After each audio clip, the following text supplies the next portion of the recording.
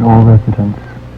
This is an emergency Amber Alert from the Emergency Broadcast System issued by the San Diego Police Department on October 31st at 8:30 p.m. A murder has been discovered near the Tijuana River Trails.